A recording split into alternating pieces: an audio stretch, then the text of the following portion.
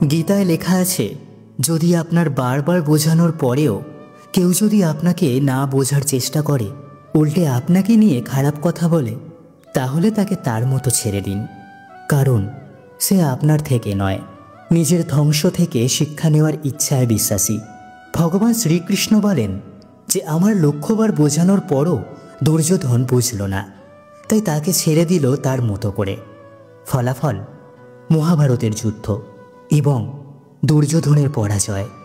তার নিজের বিনাশের কারণ হলো তার এই কথা না শোনা মনোভাব। তাই আপনি যদি কাউকে কিছু বোঝাতে চান, একবার বোঝান, দুইবার বোঝান।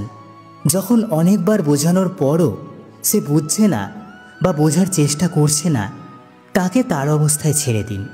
আপনি আপনার কর্তব্য করেছেন, বাকিটা তার ভাগ্যে যা লেখা আছে সেটাই হবে।